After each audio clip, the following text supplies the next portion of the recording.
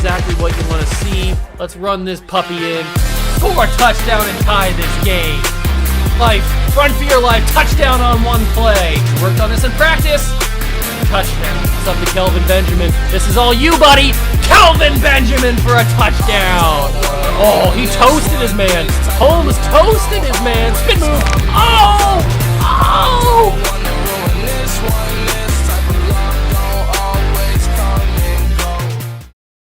What's going on, guys? Welcome back to the video here on the Water Juice channel, and welcome back to more recap and review of the rest of the NFL games that we had on Sunday. So, another crazy week, some shocking wins, some shocking losses in this week. Not the crazy weeks that we've had previously. We kind of mellowed a little bit. There were still some pretty shocking results, but we'll get into that in a second. Let's get started, though. We got the Panthers and the Falcons is the first game we're going to talk about today. The Panthers beat the Falcons 19-13, a much-needed victory for the Carolina Panthers because we've had questions, not only just me, but NFL media and everything around the world has had questions about Sam Darnold. Is he really the guy? Is he really developing into a moderately good NFL quarterback? Or is he just going to be the Sam Darnold of New York? The jury's still out on that, but he gets a much-needed win in a game where he didn't look as great as he probably could. But also, you got to take into account that the Falcons are not that good of a team. I talk about this every week. The Falcons, I don't believe in them at all. They are not a good team. They have really no defense. Their offense is hit or miss at best. Matt Ryan's not that good of a quarterback anymore. Some may argue, I could argue, that he was never really a good quarterback in the first place. Forget the stats. You just look at what he did on the field, and, he just wasn't that. I never thought Matt Ryan was that good of a quarterback. Yes, he's got an MVP. Yes, he's been to a Super Bowl, but he also choked that Super Bowl. So there's a whole big thing. I got my beef with Matt Ryan, but that's not the important part. I don't think the Falcons are that good, and they prove it again by losing to a not that good Panthers team. So 19-13 Panthers win. Sam Darnold gets a much-needed victory, but does that help him? We'll have to find out. The jury's still out on Sam Darnold. Then we go to the Eagles and the Lions. Kind of a gross game if you think about it. If you just take these two teams, just name for name, just like in recent memory, the Eagles and Lions have both been pretty garbage. But the Eagles blow out the Lions 44-6. Now, is this more of the Lions just being that bad? Or is this a little bit of the Eagles are actually kind of good? Now, I lean more towards the Lions being just that bad because the Lions, I talk about this again every week. Dan Campbell is not a head coach in this NFL football league. He's just not. He's not a head coach. He's at best a strength and conditioning coach / defensive coordinator. That's all Dan Campbell can be in this league. So you will never be a good team if you have Dan Campbell as your head coach. I said this in Miami when he was there as the interim head coach, and now that he's coaching the Lions, look at that. They're bad because they don't have very many good players, and two, Dan Campbell's not a good head coach. He's a good motivator. He's a good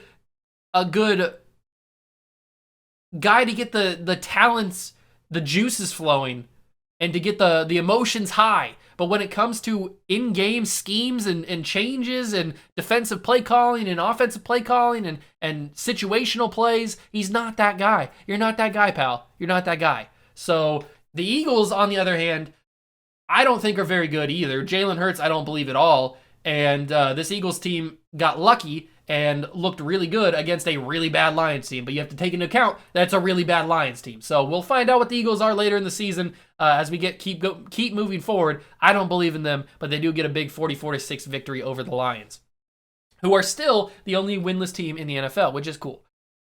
Then we get to the Rams and the Texans. This was a weird one. Probably the most weird game that I watched because the Rams were up 38-0 over the Texans. And the final score was 38-22. Now, that's probably more of the Rams just giving up and taking their foot off the brakes, or off the gas and putting their foot on the brakes. and just like cruise control for the rest of the game and allowing the Texans to come back and at least get 22 points. So the score shows it as not really a big blowout, but this game was a big blowout. If you watch this game, you know how bad of a blowout this was. So once again, I have a affinity for Davis Mills because of what he's done in our Cougars franchise, but in real life, he's not an NFL quarterback, at least not a starter in this league. He's just not good. I know he's going up against one of the best defenses in the league, but he's just not that good. I mean, he went up against a Patriots defense who struggles at times, and he lost that game. So, I mean, he's gone up against some okay defenses and some really good defenses, and he's lost. So, either the Texans need to get Tyrod Taylor back healthy or just concede the season at this point, because they're not going anywhere. What's the point of winning meaningless games when you can get a top 3 pick in the draft?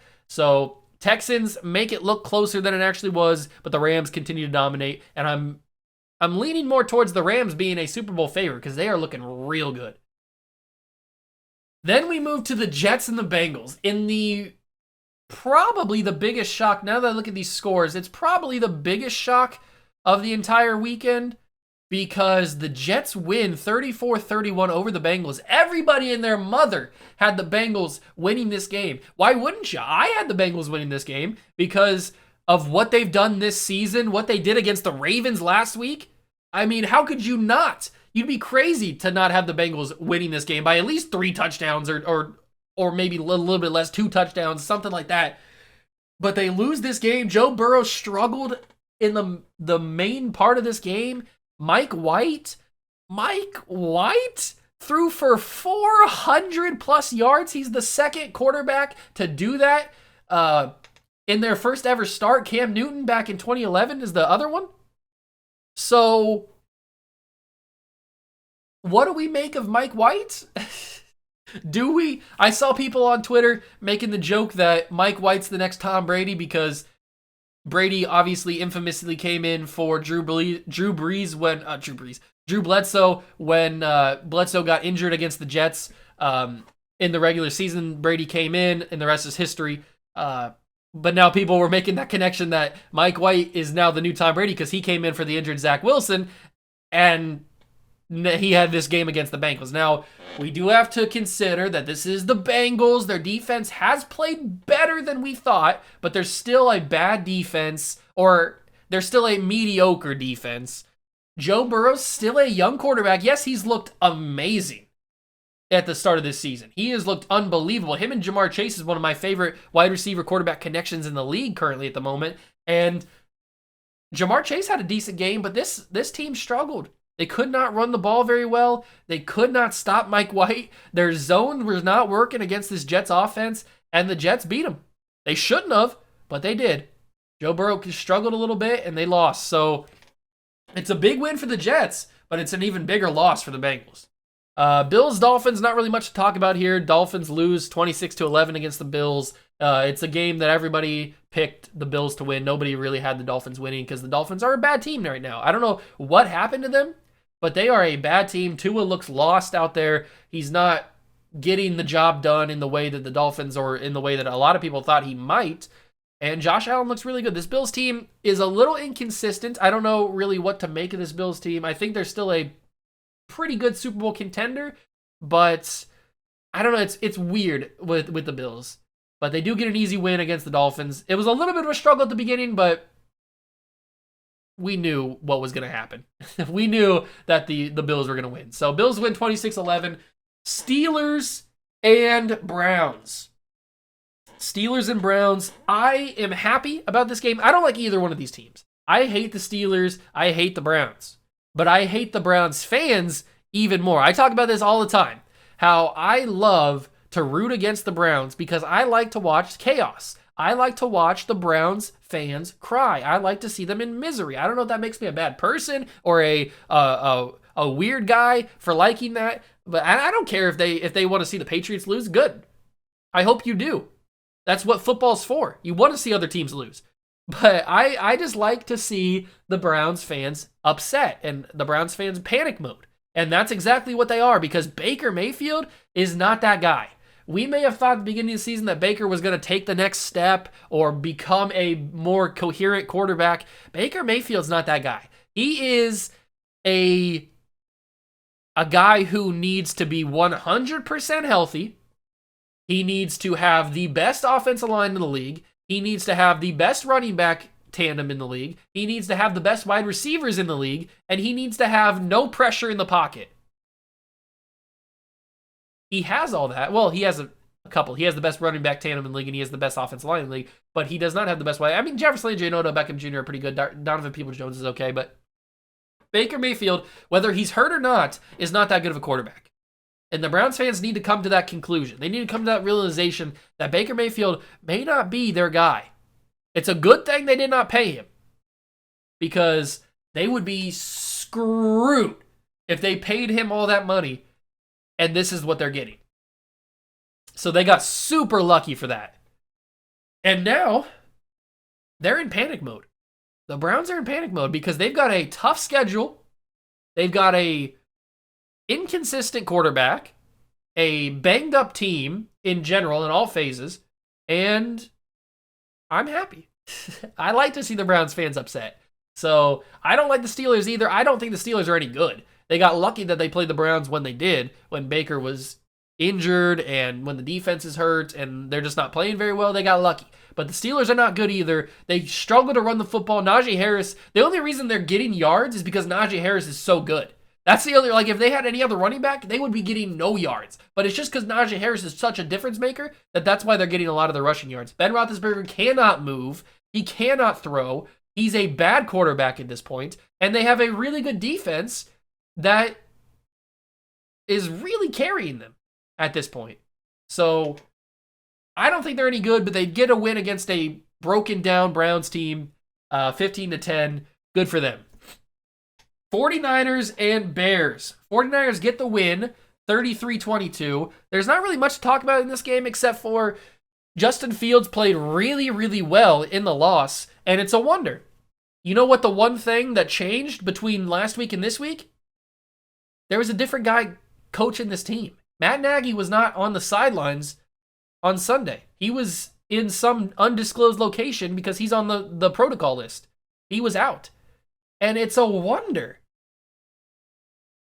It's amazing what Justin Fields can do when he's coached by literally anybody else but Matt Nagy. You got to think maybe Justin Fields wasn't the problem. Maybe, just maybe, Matt Nagy is the problem. But no, nobody wants to talk about, oh, Matt Nagy is such a great mind. He's such a great offensive genius. When you got a guy like Justin Fields, you have to play to his strengths. And Matt Nagy doesn't do that. He didn't do that with Mitch Trubisky. He's not doing that with Justin Fields. So he's putting them in his offense when he should be molding the offense around what they do best, which is what both of those guys do best, is extending plays, getting out of the pocket, maybe running, and throwing big plays. That's what they do best. But now everybody thinks Mitch Trubisky is a garbage player, and he may be, but he really didn't get a chance because Matt Nagy's offense was not for him. And Justin Fields looked good in an offense that was Matt Nagy's, but it was called by somebody who wasn't Matt Nagy, so they adjusted for Justin Fields. And look what happened. They still lost, but look what Justin Fields, look how he played. He played really well, one of his best games as a pro. And it's the one game that Matt Nagy didn't coach. Crazy. I know, weird concept, right? Weird concept, whatever. Titans, Colts, this one I'm sad about because my MVP pick is done for the year. Most likely. There's a chance that Derrick Henry comes back for a playoff run with the Titans, but I'm super upset, man. Derrick Henry, I love Derrick Henry. He's one of my favorite players in the league right now, and he goes down with a foot injury. I think it's a Liz Frank, or it's something where like the bone in your pinky toe or like along that side of your foot is like fractured or broken or something. So it's like an 8 to 10 week injury at this point. So there's a chance that Derrick Henry could come back for the playoffs. It's not very likely, especially because of he's such a physical, like, stomp your foot in the ground and cut to the lane. Like, that's the kind of offense that he runs. That's the kind of style of running back he is. That it sucks, man. You hate to see injuries to guys like this. He had a chance to be to break Eric Dickerson's single season rushing record. He almost had 1,000 rushing yards already in the season. He was probably on his way to a third straight rushing title. My MVP pick, and it's just all down the drain because of a stupid injury. It sucks. The Titans did win in overtime against the Colts. Good for them, but they lose their best player, and it sucks, man. You hate to see injuries like that, especially when it's to a guy of Derrick Henry's talent level.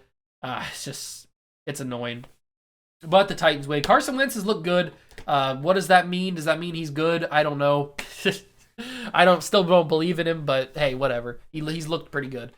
Seahawks and Jaguars. This game went about as generic as you thought it was going to go. Seahawks win 31-7. The one weird thing is that the Jaguars tried an onside kick.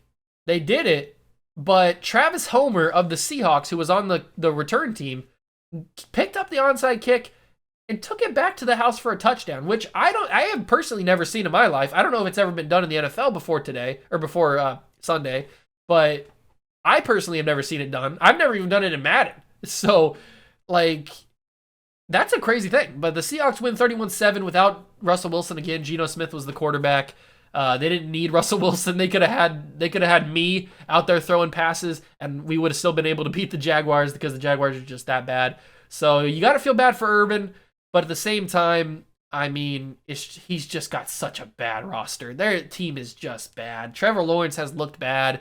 He's struggled with accuracy. He's struggled with timing. He's struggled just playing quarterback. He's shown flashes, but he's just, the most part, he's just struggled. James Robinson's really good. Miles Jack is their best player on defense, and he's a good player, but he's not anything crazy. It's going to be a rough season for the Jags. Let's just say that. And Russell Wilson could be back in a couple of weeks, so the Seahawks got a much-needed victory there. We already talked about the Patriots and Chargers in the last episode yesterday, so we'll move on to the Saints and the Buccaneers. A weird one. Saints win on the back of Trevor Siemian. I don't know if a lot of you guys remember who Trevor Siemian is. He used to play for the Broncos for a year or two, and now he's in New Orleans. I thought he was out of the league, personally. I forgot he even existed. But he's the third-string quarterback for the New Orleans Saints, and we obviously know that Taysom Hill has been hurt for a little bit, and now Jameis Winston, I think it was confirmed that he tore his ACL, or at least that's the fear, that he tore his ACL in this game. So Jameis is done for the year. And now we get the Trevor Siemian show. And the Bucs still lost this game, which is super weird. Tom Brady did not play very well. He did not play well. He had a pick six that lost him the game. He had like 1:30. Plenty of time. That's almost like 3 drives for a guy like Tom Brady. But he choked it. He threw a pick. And it just didn't feel like Tom Brady. And they lose that game. 36-27. Saints win. The Saints in the regular season are Tom Brady's kryptonite. That is 100% true because they lost to them bad last season, and he loses to them again. I don't know what's going on with Brady, but he did not play well. Yes, they've had a lot of injuries. Gronk went out again in this game, but you got to beat the Saints.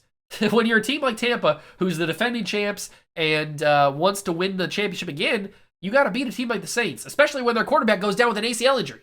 You got to beat it. When they got Trevor Siemian, you shouldn't lose to Trevor Siemian, but they did. And what do we make of the Bucs? I think they're still pretty good. Tom Brady just struggled. He threw like 4 touchdowns in this game, or 3 touchdowns in this game, so he still played kind of well, but he choked in the big moment, which is not something you usually say when you talk about Tom Brady. The Buccaneers, or the Broncos in Washington, Buccaneers, why do I keep saying the Broncos win this game 17-10. I don't know what's going on. I keep saying the Buccaneers for some reason. This was a wild finish. So the Broncos had the ball with, like, all they were supposed to do was run the clock out, and they were going to win this game. And then they fumble on the first run. They get it back. They throw an incomplete pass on the second down play. And then on third down, they fumble again. Melvin Gordon fumbles the ball again. And this time, the Washington football team picks it up and gets the ball back. Like, it was a wild drive. I don't know what they were doing, but it was poorly managed by Vic Fangio. And then the football team has a chance to tie this game, and they can't do it. Taylor Heineke proves to me once again why he's just a backup quarterback, and the football team loses. Chase Young has struggled this season. I hope that he figures it out, but he has struggled this season. He's not really made much of an impact in what I've seen, so I don't know what's going on with him, but he needs to pick it up. The football team's not that good of a team. Their defense we all thought was going to be really good this year.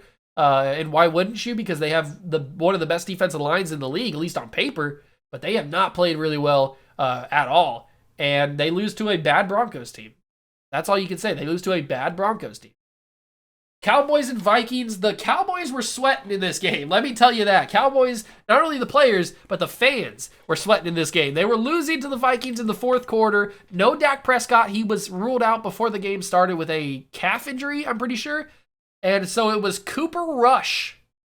Yeah, put that on your bingo card of quarterback names you've never heard of. Cooper Rush started this game, and he won it. Cooper Rush won this game for the Cowboys. Zeke Elliott continues to run really well. Amari Cooper's really good. CeeDee Lamb is really good. Micah Parsons is really good. Trayvon Diggs is really good. This team has found something in some of their draft picks that not a lot of teams have found. Micah Parsons has a stud. He's a steal of a pick. Trayvon Diggs is a steal of a pick. And this Cowboys defense is playing really, really well. At the beginning of the season, I didn't think they were going to play that well, but they have turned it around. They have changed my mind. I don't know what's going on with them, but they are playing really, really well. And the offense, even without Dak, was running pretty smoothly. So Cowboys could be a Super Bowl favorite. It's too early to tell. Could be a Super Bowl favorite. We'll find out. And then the Giants and the Chiefs, I'm recording this before this game has happened, so I'm going to say Chiefs win. Although I low-key want to see the Giants win just to see the Chiefs fans go crazy. Because once again, same thing with the Browns. I love to watch chaos. And the Chiefs losing would be chaos. So the Chiefs are going to win this game, but I would love to see the Giants win. My prediction would probably be a 31-17 game. Chiefs win easy. But that is your recap of the rest of the games around the league. What were you guys shocked about? Were you guys shocked about some of these results? Justin Fields playing really well. The Browns losing bad. Were you shocked about the Bengals losing? I was shocked about the Bengals losing. Out of all these games, I would have picked the Bengals to be the favorite of all these games to win, but they lost. So that was a pretty shocking game. But let me know down below what you guys thought of this week of NFL action.